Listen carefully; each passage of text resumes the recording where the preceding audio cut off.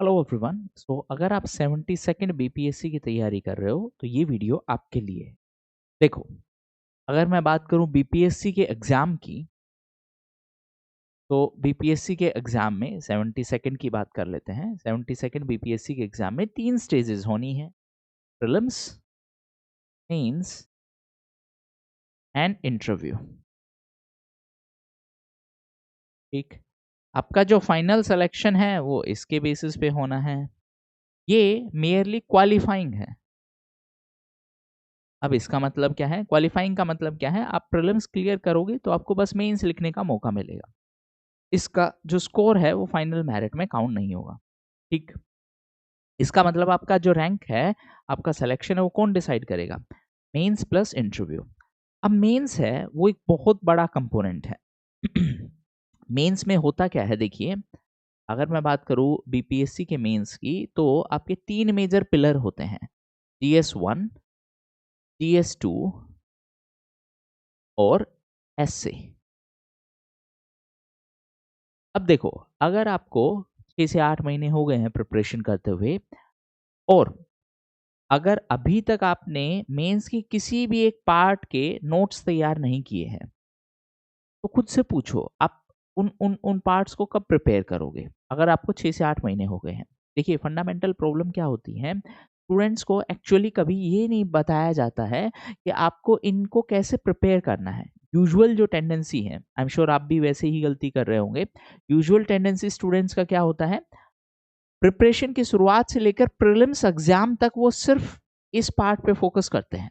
ठीक, फिर उनको लगता है कि जैसे ही प्रीलिम्स होगा, प्रीलिम्स के बाद में जो प्रीलिम्स और मेंस के बीच का जो गैप है, उसमें हम ये वाला पार्ट कवर कर लेंगे।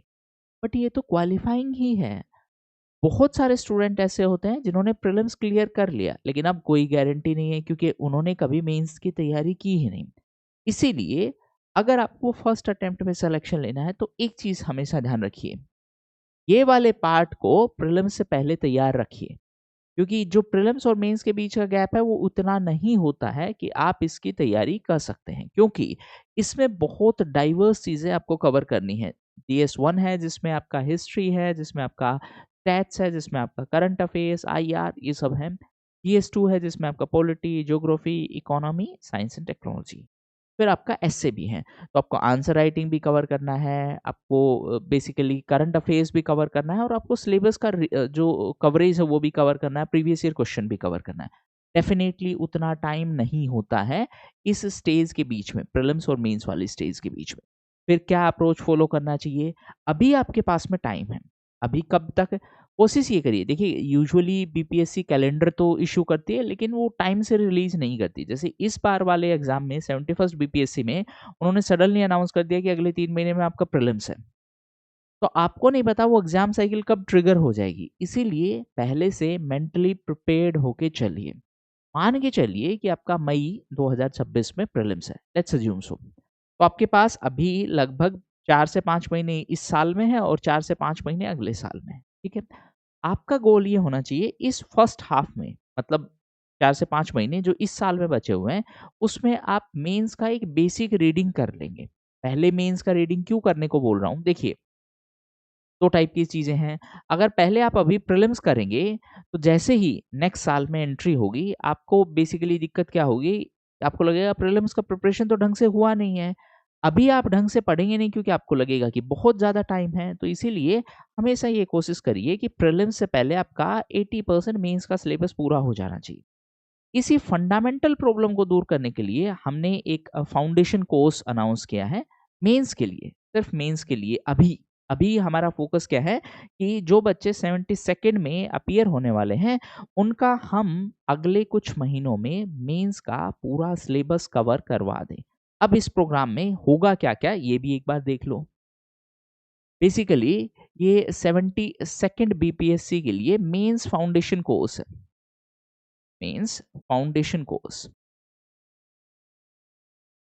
अब इसमें होगा क्या-क्या? देखो, सबसे पहले तो इसमें कवर होगा सिलेबस, एंटायर सिलेबस है वो कवर होगा। एंटायर सिलेबस कवर होने का मतलब क्या है कि इसमें जीएस 1 कवर होगा, जीएस 2 कवर होगा, और एस्से कवर होगा। पहली बात तो स्टूडेंट्स को, बहुत सारे स्टूडेंट्स को ये डाउट होता है कि क्या कवर होगा, क्या नहीं कवर होगा। सिलेबस कवर होगा।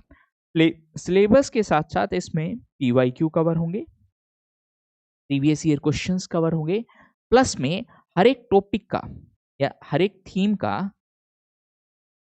डिस्कशन होगा और उसके नोट्स आपको मिलेंगे। अब आपका काम क्या है देखो, अब आपका काम है इस नोट्स को पढ़ना। देखो मैं आपको एक एग्जांपल बता देता हूँ। Let's say basic structure doctrine है, बेसिक स्ट्रक्चर।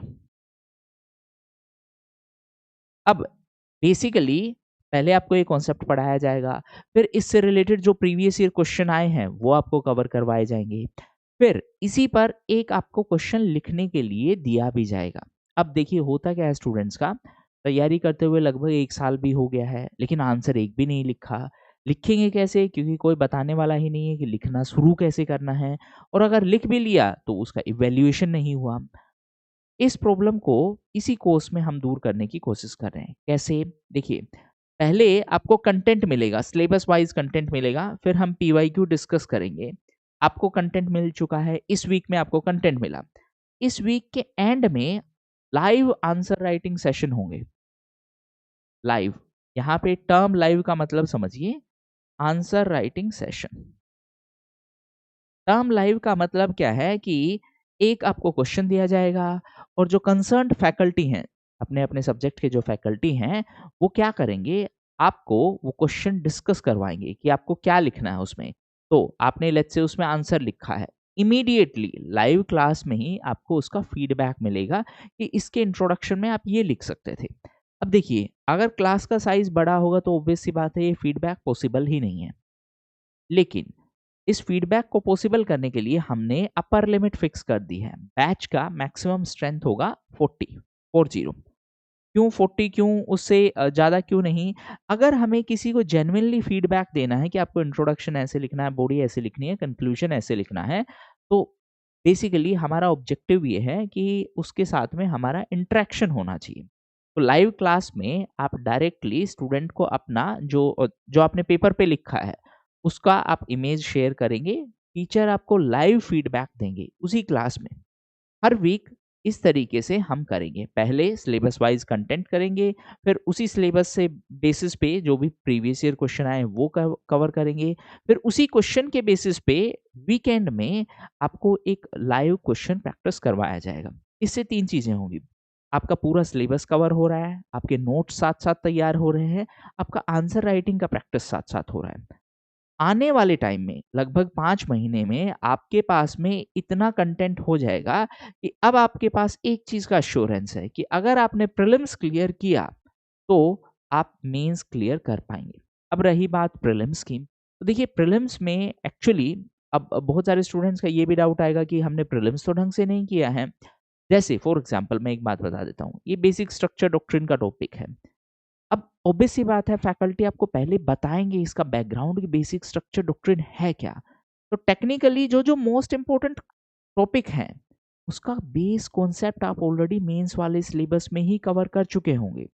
जैसे फॉर एग्जांपल, अनदर एग्जांपल अगर मैं आपको दूँ, लेट्स से कि चंपारण सत्याग्रह है। तो जब चंपारण सत्याग्रह के ऊपर आपका मेंस का क्वेश्चन होगा तो उसमें सारी बैकग्राउंड इन्फॉर्मेशन डिस्कस की जाएँगी। जैसे for example industrial backwardness in Bihar. Again आपको पूरा जो बैकग्राउंड है वो समझाया जाएगा। तो इस तरीके से आपका एक प्रीलिम्स का एक सिग्निफिकेंट पोर्शन जो कॉन्सेप्चुअल पार्ट है, वो खत्म हो रहा है।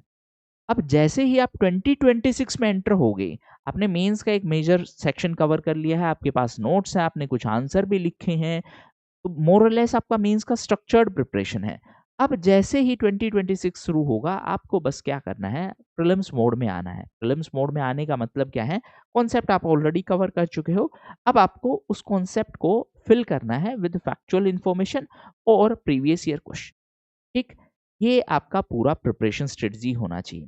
अब इसमें से बहुत सारे स्टूडेंट ऐसे भी हैं जिनको लेट्स से कि सेल्फ स्टडी करके करना है, उनका फाइनेंशियल कंडीशन अच्छा नहीं है या फिर किसी भी वजह से वो नहीं जॉइन करना चाहते।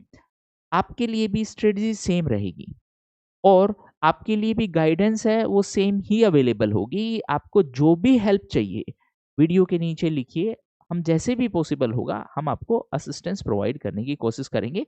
ऑब्वियस सी बात है उतना टाइम तो नहीं दे सकते हैं जो क्लासरूम स्टूडेंट को दिया है, बट जहाँ पर भी आपको जैसे कि प्रिपेयर कैसे करना है, वो सारी चीज़ों के बारे में आपको प्रॉपर गाइडेंस मिल जाएगी, ठीक है? इसके अलावा अगर आपका कोई भी और डाउट है, please write down in the comment section and मैं उसको एड्रेस करने की कोशिश करूँगा। एक और बात, हमेशा जब भी आप तैयारी कर रहे हैं, आपका स्ट्रेटजी क्रिस्टल क्लियर होना चाहिए। अगर आपको अपनी स्ट्रेटजी में डाउट है, तो किसी भी ऐसे स्टूडेंट से बात करिए जिन्होंने मेंस दिया है। वो आपको एक चीज़ बोलेंगे, उनका मेंस इस वजह से नहीं हुआ क्योंकि उनके पास स्ट्रक्चर्ड कंटेंट नहीं था। एग्ज़ाम से पहले वो उसको रिवाइज़ नहीं कर पाए और इसीलिए पेपर में क्वालिटी आंसर नहीं लिख पाए। तो इस एंटायर प्रिपरेशन जर्नी को आप थोड़ा-सा स्ट्रक्चर्ड वे में करिए, ठीक है? All the best.